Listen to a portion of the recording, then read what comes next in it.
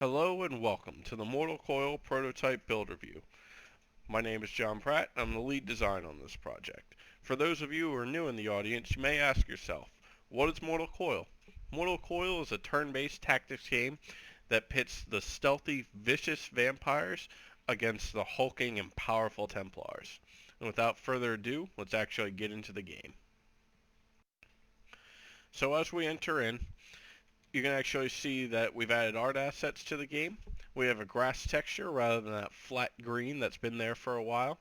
And we've also added these pillars here that offer a really nice entranceway into the churchyard itself. In the game's lore, this church is currently being rebuilt, so we've added some scaffolds to the outside for construction workers. And in the game itself, they actually serve as scale points for the vampires, but we'll get into that in a moment.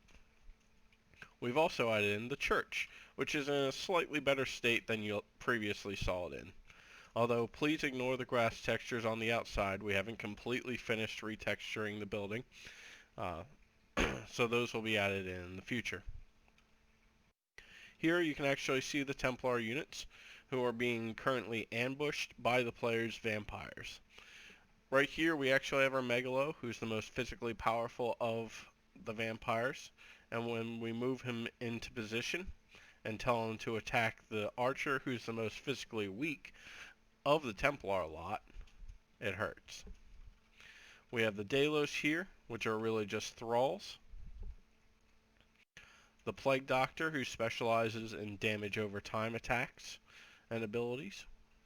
And over here we have the Ligatero, who's an assassin of the bunch.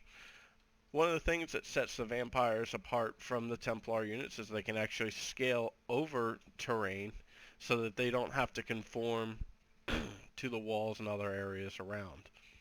So if we move into position just by going up and over, we need to add a jumping animation so that it's not just a fluid run. But one of the other things that have been added is all of the Templar units currently have a default sight range now. So what this sight range does is actually interacts with the vampires. When the vampires are out of sight of all these other units, they can actually enter into stealth. If you look up in the top left corner of the screen, you can actually see the stealth pop up. In the future, this will be a particle effect to make it a little bit more obvious so that the player knows when their unit is in stealth and when it is not. But the stealth offers a few different bonuses for the player. We can move in here and just kill this unit. And this fighting will go on until one side or the other emerges the victor. Right there we actually have the Grand Templar, who's the most physically powerful of the Templar bunch. And the Templars really like to fight as a group. They actually gain bonuses when they fight as a group, and those are currently abilities being added into the game. If we switch back over to the Ligatero again and move him into position to attack this unit, you'll actually see he'll get a substantial damage bonus when he does attack since he is currently stealthed. If the Megalo here were to try to stealth, if you look up in the top left corner, no, the light burns. He currently can't enter stealth.